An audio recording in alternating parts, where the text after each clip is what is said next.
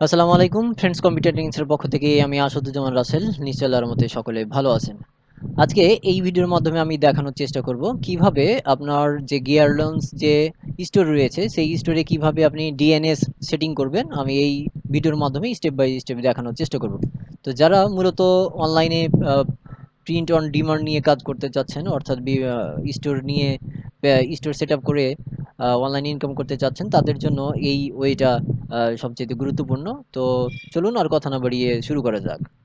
তো আমার স্ক্রিনে দেখতে পাচ্ছেন যে এখানে গিয়ারলেন্সে যে স্টোর রয়েছে সেই স্টোরের মূল ড্যাশবোর্ড। এই ড্যাশবোর্ডে জাস্ট প্রথমে যেটা করতে হয়, স্টোর পেতে গেলে অবশ্যই আপনাকে ডিএনএস যে সেটিং রয়েছে সেই সেটিংটা আপনার যে ডোমেন রয়েছে তার সাথে কানেক্ট করতে হয়। তো আমি এই প্রক্রিয়াটা দেখানোর চেষ্টা করব। তো এখান থেকে যে এই যে এখানে দেখুন যে লেখা আছে ডিএনএস সেটিং অপশনটা রয়েছে, এখানে ক্লিক করতে হবে। তো আপনি যদি কিভাবে হোস্টিং ডোমেন এগুলো কিনতে হয় বা হোস্টিং ডোমেন জিনিসটা কি, বিস্তারিত আমার পূর্বের ভিডিও দেওয়া আছে, সেই ভিডিও থেকে দেখে নিতে পারেন।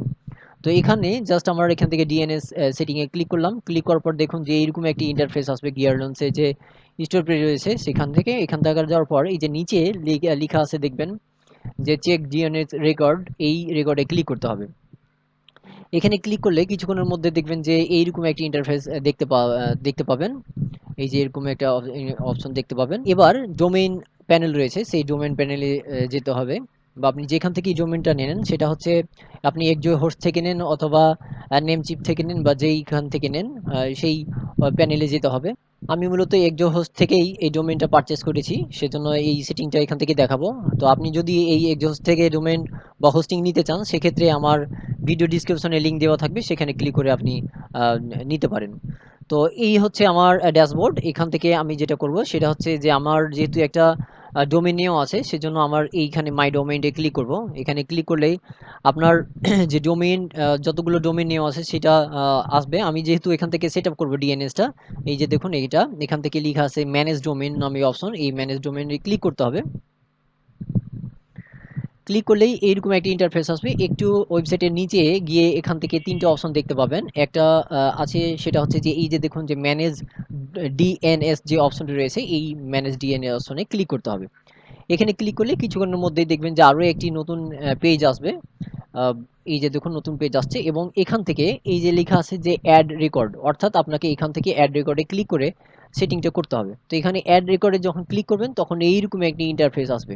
এখন এখান থেকে যাবতীয় ডিএনএস সেটিংটা করতে হয়। তো এই সেটিংগুলো কোথায় পাবেন? সেই ক্ষেত্রে আপনাকে যেটা করতে হবে, আবারও এই যে গিয়ারল্যান্ডসের যে ওয়েবসাইট রয়েছে সেই ড্যাশবোর্ডে যেতে হবে। যাওয়ার পর এখান থেকে যাওয়ার পর এই যে এখান থেকে অপশনটা দেখতে পাবেন। তো এখান থেকে যে রেকর্ডগুলো আছে সেই রেকর্ডগুলো ওখান থেকে কানেক্ট দিতে হবে। তো প্রথমে যেটা আছে সেটা হচ্ছে হোস্ট লেখা আছে, এখান থেকে যে হোস্ট আছে এই হোস্টটাকে আমি কপি করলাম। কপি করার পর এখানে গিয়ে এই যে দেখুন লেখা আছে এখানে যে হোস্ট নেম অপশনটা রয়েছে, এই হোস্ট নেম অপশনে ক্লিক করতে হবে। ক্লিক করার পর আবারও এখানে গিয়ে এই যে দেখুন যে একটা কোড রয়েছে, এই যে কোড রয়েছে এই কোডটা কপি করতে হবে। কপি করার পর আবারও এখানে গিয়ে এই যে লেখা আছে অ্যাড্রেস এবং লেখা আছে IP4 লেখা আছে, এই এখানে পেস্ট করতে হবে। সবকিছু যদি ঠিক থাকে আর কোনো কিছুই চেঞ্জ করতে হবে না। আর যেহেতু এখান থেকে দেখুন যে অ্যাড্রেস আছে, এটা সিলেক্ট প্রাথমিক অবস্থায় আছে সেটা করতে হবে। এবার সাবমিটে ক্লিক করলেন। সাবমিটে ক্লিক করলেই প্রাথমিক অবস্থায় এইটা কিন্তু অ্যাক্টিভ হয়ে যাবে। এই যে দেখুন সাকসেসফুল দেখাচ্ছে, ওকে। এবং আমার এটা অ্যাড হলো কিনা এটা দেখার পদ্ধতি হচ্ছে এই যে দেখুন যে নিচে এটা হোস্টটা কিন্তু সেটিং হয়ে গেছে। এবার আরেকটা যেটা করতে হবে, আরও যেহেতু আছে সেজন্য আবারও অ্যাড রেকর্ডে ক্লিক করতে হবে।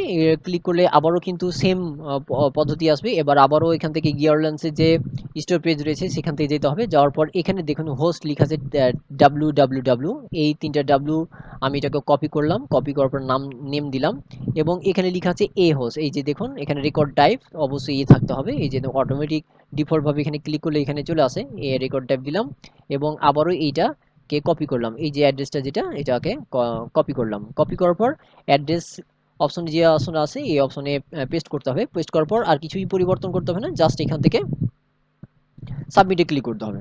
তাহলে আমরা দুইটা সেটিং করে ফেললাম। এই যে দেখুন সাকসেসফুল দেখাচ্ছে। আবারও ওকে। আবারও দেখুন যে আমার এখানে দুইটা অ্যাড করা হয়ে গেছে, সেজন্য দুইটা তথ্য দেখাচ্ছে। এবার আবারও এখান থেকে অ্যাড রেকর্ডে ক্লিক করতে হবে। অ্যাড রেকর্ডে ক্লিক করলে এরকম একটা ইন্টারফেস আসবে। আবারও এখান থেকে আবারও গিয়ার লেন্সে গেলাম এবং তৃতীয় যে অপশন রয়েছে টিএক্সটি যে অপশনটা রয়েছে সেটা হোস্ট দিতে হবে এবং এই যে ওটা আছে এটা কপি করতে হবে। সেজন্য আবার এখানে গেলাম। যাওয়ার পর এখান থেকে যেটা আছে দিলাম এবং এখান থেকে এই যে দেখুন টিএক্সটি যে অপশন রয়েছে এখানে ক্লিক করতে হবে এবং এই যে এখানে যে টেক্সটের যে অপশনটা রয়েছে যে এখানে যে অপশনগুলো আছে এটাকে অবশ্যই কপি করতে হবে। কপি করার পর এখানে পেস্ট করতে হবে। অবশ্যই দেখবেন যে সামনে যেন কোনো স্পেস না থাকে, এই জিনিসটা খেয়াল রাখতে হবে। এবার আবারও এইটাকে সেভ বা সাবমিট বাটনে ক্লিক করতে হবে। এই যে দেখুন আবারও সাকসেসফুল দেখাচ্ছে, আমাদের ৩টা কাজ কমপ্লিট হয়ে গেল। এই যে দেখেন ৩টা হয়ে গেছে, আরও একটা আছে। আবারও অ্যাড রেকর্ডে অপশনে ক্লিক করতে হবে, আবার অপশন আসবে, এবার গিয়ার লেন্সে যেতে হবে। এবার এখানে দেখুন সর্বশেষ যেটা আছে সেটা হচ্ছে টিএক্সটি আবার এটাকে আমি কপি করলাম। তাহলে হোস্ট নেম দিলাম এখান থেকে টিএক্সটি দিতে হবে এবং এখান থেকে এই যে আমাদের যে অপশনটা রয়েছে এই যে এখান থেকে এটাকে কপি করতে হবে। কপি করার পর আবার এখান থেকে পেস্ট করতে হবে। সবকিছু ঠিক থাকলে অবশ্যই দেখবেন যে সামনে যেন কোনো স্পেস না থাকে, এই জিনিসটা খেয়াল রাখতে হবে। আম, না হলে কিন্তু হয়তো সমস্যা হতে পারে। তো এই জিনিসগুলো কিন্তু অবশ্যই খেয়াল করবেন। এবার সাবমিটে ক্লিক করতে হবে। সাবমিটে ক্লিক করলে দেখুন অটোমেটিক কিন্তু আমাদের সাবমিট অলরেডি হয়ে গেছে। এবং কতগুলো সাবমিট হলো এখান থেকে দেখাচ্ছে। এই যে দেখুন আমাদের হোস্ট নেম, রেকর্ড টাইপ সব কিছু দেখাচ্ছে। আপনি যদি চান যে এইগুলো ভুল হয়ে গেছে ডিলিট করবেন অথবা এডিট করবেন, এই যে অপশন রয়েছে সেখান থেকে করতে পারবেন।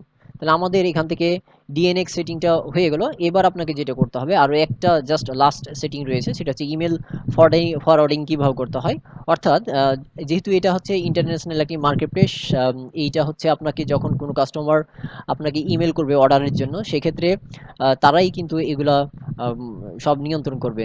যখন কোনো ইমেল করবে তখন ওদের কাস্টমার কেয়ারে ওখানে চলে যাবে। তো ইমেলটা ফরওয়ার্ডিং করার জন্য আপনাকে নতুনভাবে আর ইমেলের কোনো রিপ্লাই দেওয়ার প্রয়োজন নাই। জাস্ট অর্ডার আসবে, তারাই প্যাকেজিং করবে, তারাই অর্ডারটা কাটবে এবং কাস্টমার কাছে পৌঁছে দিবে এবং সেই প্রফিটটা আপনি নেবেন। তো যাই হোক, তো এখান থেকে আবারও এখান থেকে মাই ডোমেইনে ক্লিক করলাম। এখানে যখন ক্লিক করা আবার এখানে আসবে, এখান থেকে ম্যানেজ ডোমেইন যে অপশন রয়েছে এই ম্যানেজ ডোমেইনে ক্লিক করতে হবে। ক্লিক করলে এই যে দেখুন যে সর্বশেষ যে অপশন রয়েছে এই যে লেখা আছে যে ম্যানেজ ইমেল ফরওয়ার্ডিং যে অপশন রয়েছে এই ম্যানেজ ইমেল ফরওয়ার্ডিং এ ক্লিক করতে হবে। তো এইটা আপনার কানেক্ট হলো কিনা এটা দেখার জন্য যেটা করতে হবে সেটা হচ্ছে আবারও গিয়ার লঞ্চ যে ওয়েবসাইট রয়েছে সেখানে যেতে হবে। যাওয়ার পর এই যে দেখুন যে এখান থেকে লেখা আছে আনসাকসেসফুল দেখাচ্ছে, এই যে অনেকগুলো দেখেন যে আনসাকসেসফুল দেখাচ্ছে। তো এই আনসাকসেসফুলটাকে এটাকে সাকসেসফুল করতে হবে। সেজন্য এখান থেকে লেখা আছে যে ভেরিফাইড ডিএনএ রেকর্ড, জাস্ট এখানে ক্লিক করবেন এবং এখানে লক্ষ্য রাখতে হবে যে আনসাকসেসফুল যেগুলো আছে সেগুলো সাকসেসফুল হয়ে যাবে। তো এখানে দেখুন যে আমার এখানে আনসাকসেসফুল দেখাচ্ছে। এই যে আমি এখন যখন এখানে ক্লিক করবেন, এই যে এখানে ক্লিক করলাম, ক্লিক করার সাথে সাথে দেখবেন যে আমার যদি কানেক্ট করা থাকে বা ঠিক মতো থাকে তাহলে কিন্তু এটা সাকসেসফুল দেখাবে। তো এখান থেকে আবারও ভেরিফাই ক্লিক করলাম। এই যে দেখুন এখান থেকে একটা ভেরিফাইড দেখাচ্ছে, এই যে এখানে ভেরিফাইড দেখাচ্ছে। আমি কয়েকবার জাস্ট এখানে ভেরিফাই ক্লিক করলেই অটোমেটিক দেখবেন কিছুক্ষণের মধ্যে এইগুলা কিন্তু ভেরিফাই হয়ে যাবে। তো এখানে সাথে সাথে হয় অথবা এখান থেকে 2 থেকে 3 দিন বা 24 ঘন্টা এরকম নিয়ে থাকে। তো অবশ্যই আপনি পরবর্তীতে এটা আবার লগ ইন করে এটা দেখবেন যে এটা ভেরিফাই হয়েছে কিনা। ভেরিফাই হলেই আপনার যে স্টোর রয়েছে সেই স্টোরটি তখন লাইভ হয়ে যাবে। তো আশা করি বুঝতে পেরেছেন কিভাবে ডিএনএস সেটিং করতে হবে। তো আপনি যদি আমার চ্যানেলে নতুন হয়ে থাকেন তাহলে অবশ্যই আমার চ্যানেলটিকে সাবস্ক্রাইব করবেন এবং ফেসবুক পেজে যদি দিয়ে দেখে থাকেন অবশ্যই ফলো দিয়ে রাখবেন। এবং আপনি যদি প্রিন্ট অন ডিমান্ড নিয়ে কাজ করতে চান তাহলে অবশ্যই আমার সাথে যোগাযোগ করতে পারবেন। ধন্যবাদ।